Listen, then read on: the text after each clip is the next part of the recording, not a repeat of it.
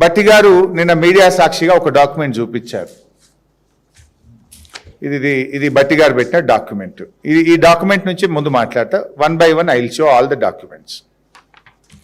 ఇందులో FRBM loans 3,89,673, BRS ప్రభుత్వం రాకముందే 72,000 కోట్ల రూపాయలు ఉన్నాయని చెప్పి చూపించారు. ఇలా ఎంత తెలివిగా చూపించిందంటే, ఈ 3,89,000లో కాంగ్రెస్ ప్రభుత్వం ఏర్పడ్డ తర్వాత అంటే డిసెంబర్ 7 నుంచి మార్చి 31, 2024 దాకా తీసుకున్న అప్పులు కూడా ఇలా చూపించేసాడు. డిసెంబర్ 7కు కాంగ్రెస్ ప్రభుత్వం మార్చి 23న ఏర్పడ్డది. ఈ 3,89,000లో కాంగ్రెస్ ప్రభుత్వం ఏర్పడ్డ తర్వాత చేసిన అప్పు అంటే ఆ 3 నెలల 23 రోజుల అప్పు కూడా ఇలా కలిపారు. దానికి డాక్యుమెంట్ చూపిస్తా. RBI రిపోర్ట్ పెట్టు బాబు. This is the RBI report. ఇది Reserve Bank of India website నుంచి వచ్చిన రిపోర్ట్. ఇది దీంట్లో మీరు చూస్తే డిసెంబర్ 12 500 కోట్లు, డిసెంబర్ 19 900 కోట్లు, జనవరి 16 1000, జనవరి 16 మరో 1000, జనవరి 23 1000. ఇట్లా మొత్తం మీరు లాస్ట్ మార్చ్ 26 2024 వరకు కాంగ్రెస్ ప్రభుత్వ హయాంలో కొత్తగా వచ్చిన కాంగ్రెస్ ప్రభుత్వం చేసిన అప్పు 15,118 కోట్లు. ఈ 15,118 కూడా బీఆర్ఎస్ ఖాతాలు జమ చేసిండ్రు. ఈ 15,118 మరియు పాతది 72,658. ఇది బీఆర్ఎస్ ప్రభుత్వం రాకముందు ఉమ్మడి రాష్ట్రంలో వారసత్వంగా మనకు వచ్చినటువంటి FRBM అప్పు. అయితే ఇప్పుడు ఇందులో భట్టి గారు ఏం చెప్తుండ్రు? ఫైనల్గా 5,16,881 ఇక్కడ రాసినారు. టోటల్ లోన్ FRBM అప్పు ఒకటి, కార్పొరేషన్లు తీసుకొని ప్రభుత్వం చెల్లించే అప్పు 1,20,208. మీరు బోర్డు మీద చూస్తున్నారు. మొత్తం కలిపి 5,16,881. ఇందులో మనం తీసేయాల్సింది ఏంది? ఈ 84,268 ఏదైతే ఉందో ఇది తెలంగాణ ఏర్పడక ముందు ఉమ్మడి రాష్ట్రం వారసత్వంగా వచ్చిన అప్పు 84,268. మీరు చూస్తున్నారు కదా. ఈ 5,16,881 నుంచి ఈ 84,268 తీసేయాలి.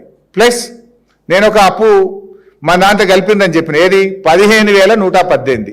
15,118 ప్లస్ 84,268 కలిపితే ఎంత అవుతుంది? 99,386.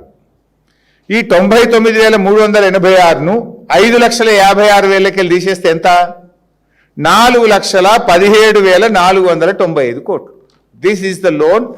బీఆర్ఎస్ హయాంలో రాష్ట్ర ప్రభుత్వ ఖజానా నుంచి తిరిగి చెల్లించవలసిన అప్పు 4,17,495.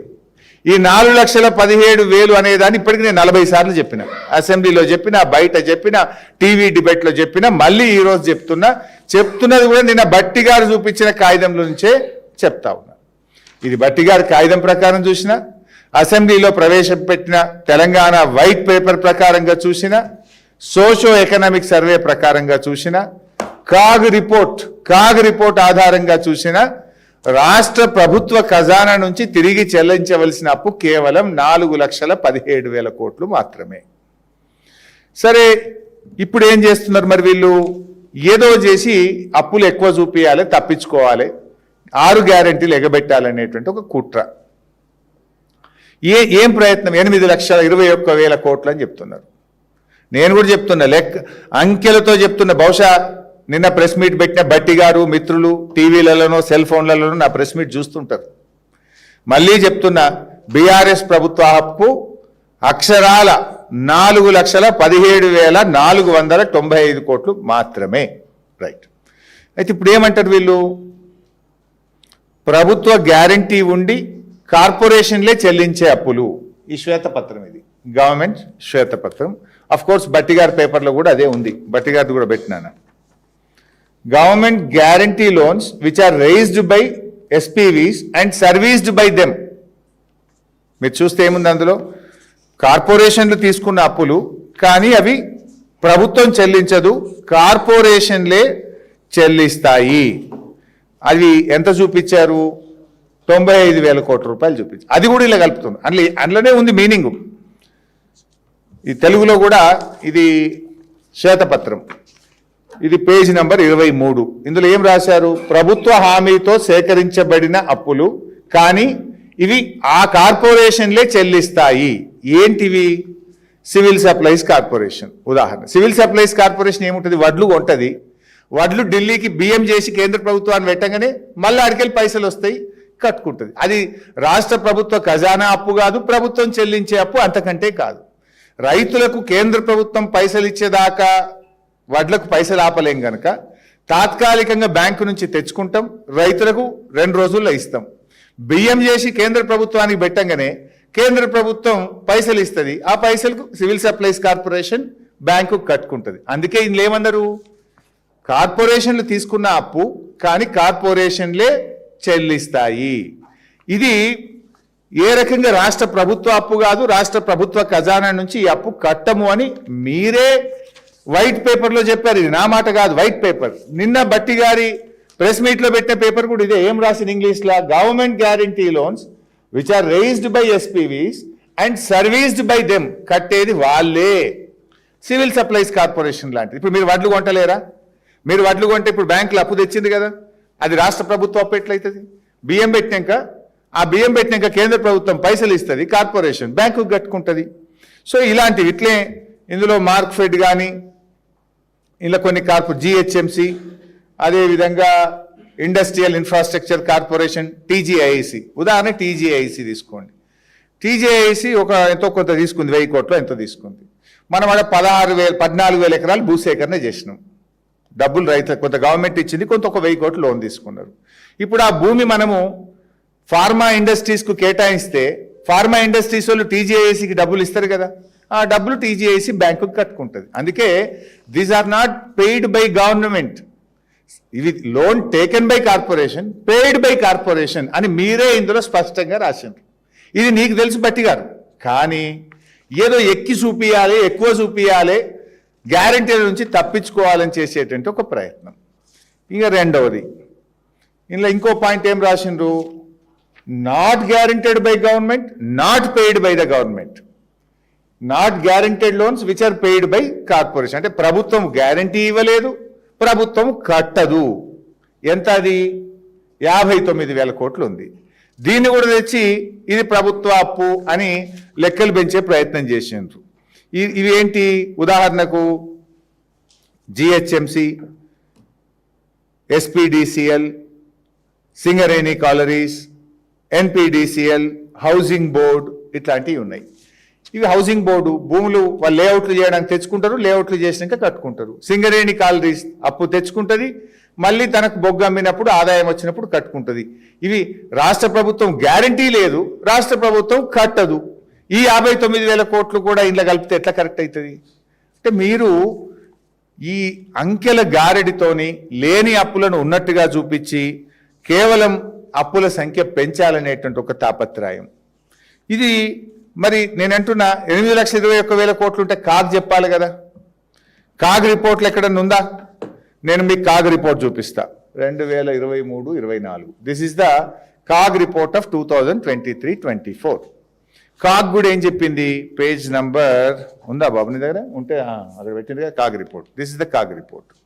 ఇందులో I want to draw attention to the government of Telangana in the budget document for the year 24-25 disclosed off-budget borrowings 1,20,944 crores raised by SPVs, corporations, institutions but being serviced by the government. As this amount is not included in the total liabilities of the state, the same is undertaken to next year. ఏం చెప్పింది కాగు? రాష్ట్ర ప్రభుత్వం కట్టే అప్పు, కార్పొరేషన్లు తీసుకొని ప్రభుత్వం కట్టే అప్పు ఎంత అని చెప్పింది? 1,20,000 కోట్లు అని చెప్పింది. మీరు చెప్పినట్టుగా ఈ బయట ఉన్నటువంటి ఈ 95,000 కానీ 59,000 కాగ్ చెప్పలే కదా. కాగ్ ఏం చెప్పింది? ఈ 1,27,000 చెప్పింది, 1,20,000 అని చెప్పింది. అంటే అప్పటికి కొంత కట్టింది కనుక 20. ఇదే ఉంటుంది తప్ప CAG is a authority, neither the state government నార్ ఇది ఎవరి చేతిలో వినదు, ఇది స్వయం ప్రతిపత్తి కలిగిన సంస్థ. కాగ్ కూడా ఏం చెప్పింది, FRBM ఇది 120, ఇది మొత్తం కలిపితే మన అప్పు గింత అని ఏదైతే మేము చెప్పిన 4,17,000 ఉందో కాగ్ కూడా గదే చెప్పింది. ఇన్ఫ్యాక్ట్ కాగు లెక్క ప్రకారం ఇంకో 5-6 వేలు తగ్గింది నిజంగా చెప్పాలంటే. కాగు లెక్కలు కూడా దాని ప్రకారం కూడా ఒకసారి చూపిస్తే ఇప్పుడు కాగ్ ఎంత చెప్పింది, ఇందులో నేను చెప్పిన 1,20,944 అని కాగ్ చెప్పింది. ఈ 1,20,944లో బట్టి గారే చెప్పింది ఇలా 11,699 తెలంగాణ ఏర్పడక ముందు ఉన్నది. ఆ 1,20,000కెళ్ళి ఈ 11,000 తీసేస్తే ఎంత మిగులుతుంది, 1,09,000. ఈ 1,09,000 ప్లస్ FRBM అప్పు 3,01,000 మొత్తం కలిపితే 4,10. వైట్ పేపర్ ప్రకారంగా చూస్తే 4,17. కాగ్ రిపోర్ట్ ప్రకారంగా చూస్తే ఇంకో 7,000 తగ్గి 4,10,000 మాత్రమే, ఇంక్లూడింగ్ ఇలా కాళేశ్వరం కార్పొరేషన్ అప్పు, సీతారామ లిఫ్ట్ ఇరిగేషన్ అప్పు, పాలమూరు రంగారెడ్డి అప్పు, అదేవిధంగా మిషన్ భగీరథ అప్పు, అన్ని కార్పొరేషన్లు స్కీముల అప్పులు, FRBM అప్పులు అన్ని కలిపి కూడా 4,10 మాత్రమే అని కాగ్ రిపోర్ట్ కూడా చెప్పింది. మీకు ఒకటి నేను గుర్తు చేస్తా, మీకు ఎవరికైనా ఇందులో గుర్తుండొచ్చు. ఆ రోజు అసెంబ్లీ జరుగుతూ ఉంటే నేను లేచిపోయి ఒకసారి అసెంబ్లీ మధ్యలో శ్రీధర్ బాబు గారికి బట్టి గారికి దగ్గరికి పోయి ఒక పేపర్ చూపిస్తే అది టీవీలలో లైవ్ టెలికాస్ట్ వచ్చింది, ఇదే బుక్. ఆ రోజు మీరు అప్పులు అంటే ఒక కాగ్ రిపోర్టే స్పష్టంగా చెప్పింది, ఆయన చూసుకో 4,10 మా అప్పు అని కాగ్ రిపోర్ట్ బుక్ అదే రోజు అసెంబ్లీ టేబుల్ చేసిండ్రు.